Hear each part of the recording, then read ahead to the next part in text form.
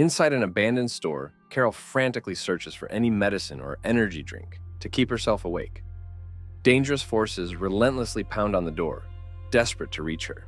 This chaotic situation began a few days ago when a space shuttle unexpectedly exploded during its return to Earth. The shuttle's debris scattered across multiple states in the USA, triggering widespread panic. Media outlets speculate that it's a sign of an alien invasion. While most people fear touching the debris, opportunists seize the chance to salvage and sell fragments on eBay. Meanwhile, Tucker, the head of the Center for Disease Control, investigates one of the crash sites. There, he discovers a piece of debris infused with a mysterious organism. This extraterrestrial life form defies radiation levels and multiplies rapidly, suggesting its origin from another planet. Unaware of the danger, Tucker accidentally cuts his finger while handling the debris and dismisses it as insignificant. Later that evening, Tucker returns home to find his dog growling at him inexplicably.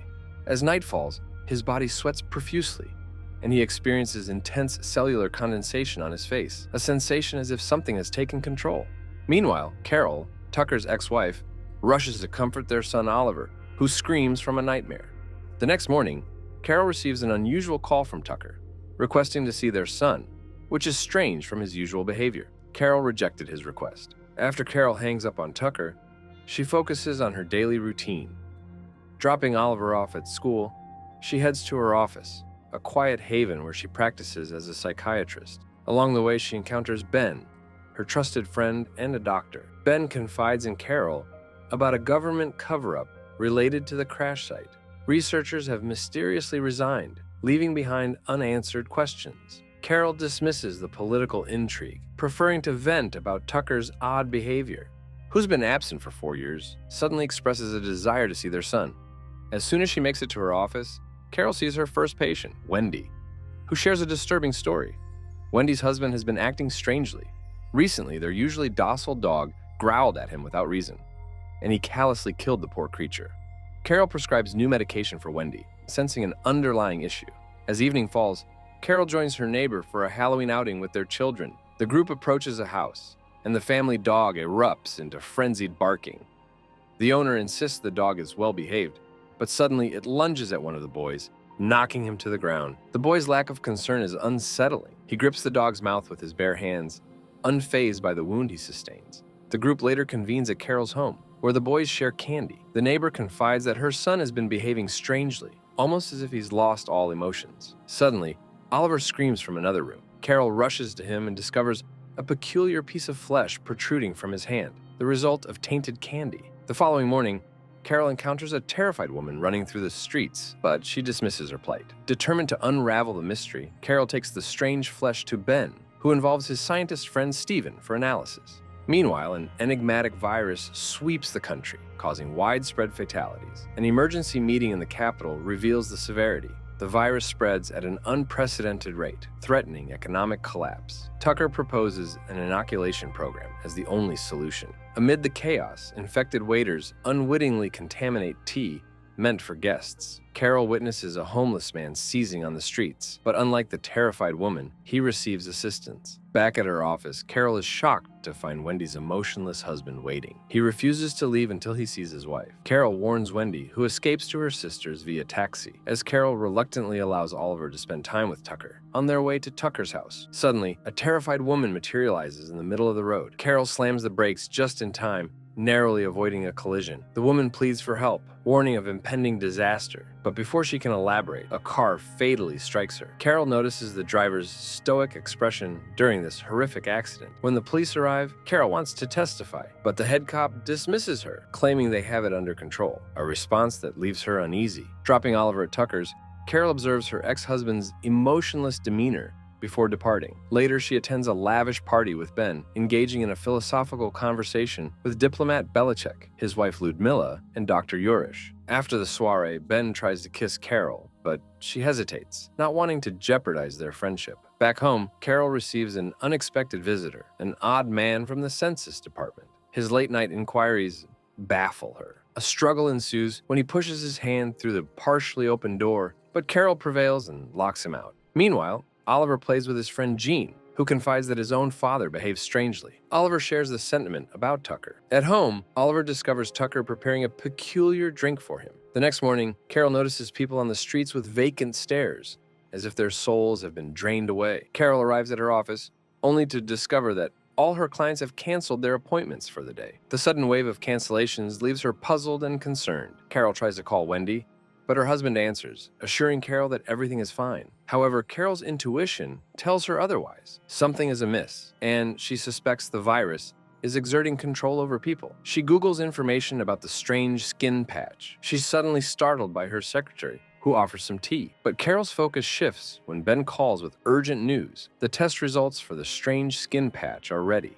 Carol rushes to the lab, where Stephen reveals disturbing findings. The skin sample contains molecular spores that infiltrate the human brain during sleep, altering the genetic code and rendering a person unstable. Sleep is now forbidden in their fight against the deadly infection until a cure is found. Ludmilla calls Ben and informs him that Yurish has been acting strangely. The trio hurries to Yurish's house, where long vaccination lines snake through the streets. Inside, they find Yurish undergoing a grotesque transformation. Carol attempts to capture the moment with the photo, but the monster-like man awakens and attacks her. Ben intervenes, and Yurish's body convulses before he vomits a strange liquid and dies. Carol's concern shifts to Oliver, her son. She rushes to Tucker's house, where he claims Oliver is playing at Jean's. Carol's maternal instincts kick in, and she searches every corner, determined to find her son amidst the chaos. Cornered by the men from the meeting, Carol panics and tries to flee. Tucker, her ex-husband, lunges at her, infecting her with his saliva. Desperate, Carol pushes him away and bolts through the back door, her heart racing. Outside, the neighbors are also infected, leaving Carol with no allies. She reaches her car, but the roads are blocked and she crashes. Emerging from the wreckage, she's pursued by a group of infected people, their lifeless eyes fixed on her. Carol seeks refuge in the subway station. The train is eerily full, passengers wearing the same vacant expressions. Her phone buzzes, a message from Oliver, her son, pleading for rescue. Panic grips Carol as she grapples with the impossible task of saving him. A fellow passenger reveals a secret. Everyone on the train is pretending to be infected to avoid attention. Carol follows suit, maintaining her poker face. But the infected breach the wagon and desperate measures ensue. Carol and the other sane passengers barricade themselves at the end of the train. The infected press the emergency button, forcing the train to stop. Carol opens the back door and leaps off, sprinting through the dark tunnel. In the station's locker room, Carol discovers a guard's gun. Fear grips her as the guard approaches. In a moment of terror, she accidentally shoots him. Dropping the gun, she continues her frantic escape, pretending to be infected. Back on the street, Carol witnesses police rounding up uninfected citizens for vaccination. But it's a trap. Tucker's trick to spread the virus further. An uninfected cop notices the sweat on Carol's face and urges her to leave quickly. Sweat could give her away. Carol walks away, narrowly avoiding detection. She bumps into her neighbor, who offers her the vaccine shot. Carol's acting skills convince the neighbor that she's already vaccinated.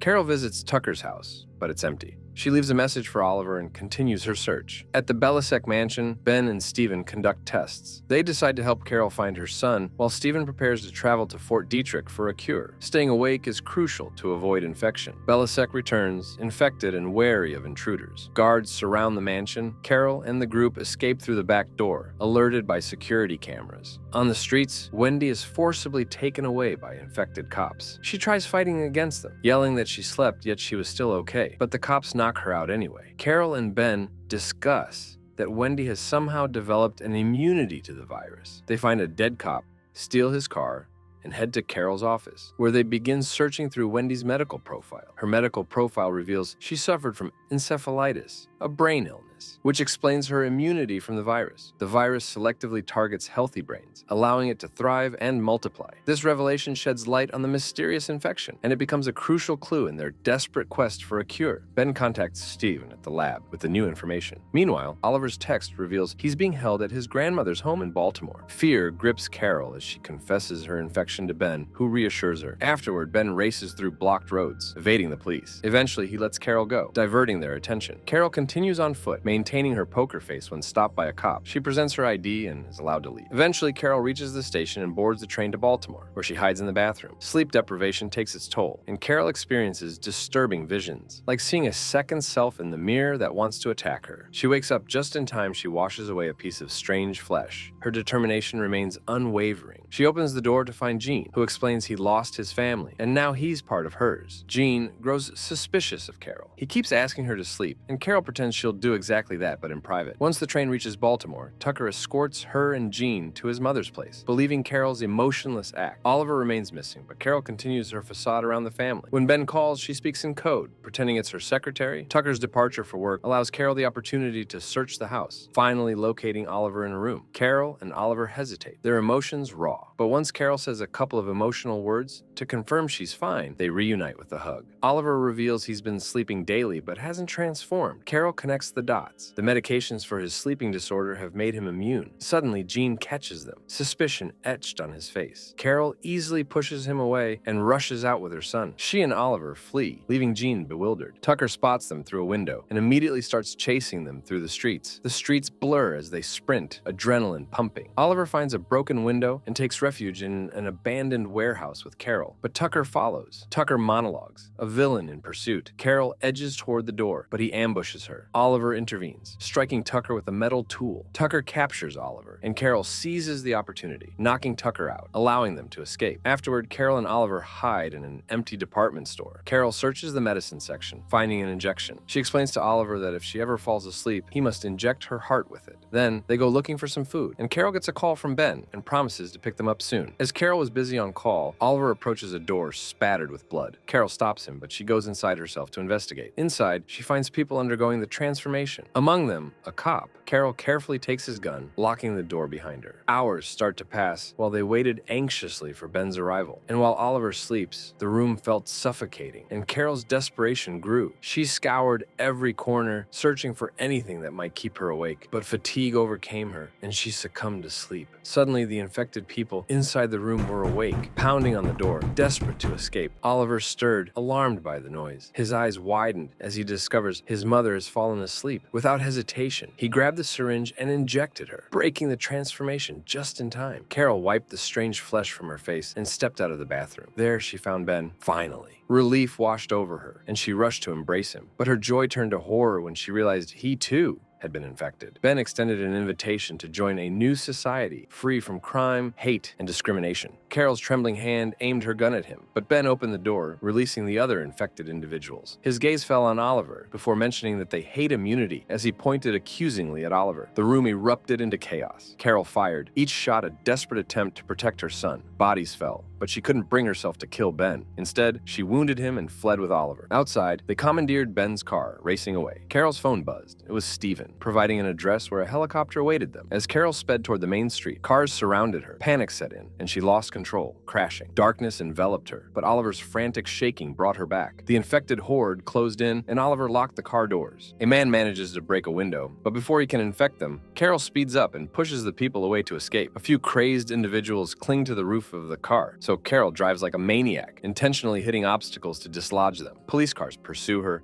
ramming into her vehicle until it crashes, sending the last attackers flying against a shop window. Miraculously, the car remains functional, and Carol continues driving while receiving directions from Stephen through her phone. Suddenly, an affected man hurls a Molotov bomb at her car. Undeterred, Carol drives with the vehicle on fire, determined to reach the parking lot of the correct building. The car eventually crashes against a pillar, and Carol and Oliver scramble out, racing toward the elevator. The enemy is hot on their heels, but they manage to fend them off, allowing the elevator doors to close just in time. Finally, they reach the roof, where Stephen and his army buddies swoop in to rescue them via helicopter. Sometime later, scientists outside the USA successfully create a vaccine, eradicating the alien virus worldwide and restoring normalcy to life. Stephen, as the main scientist behind the vaccine, explains to the press that vaccinated individuals will have no memories of the earlier events. Meanwhile, Carol adopts Jean, and she and Ben are now in a relationship. As the boys head off to school, Ben reads the newspaper, commenting on the violent crimes committed by people. Carol reflects on the aliens' offer of peace, wondering about the path humanity will choose moving forward. Subscribe for more videos like this, and turn on notifications and leave a like to help the channel out.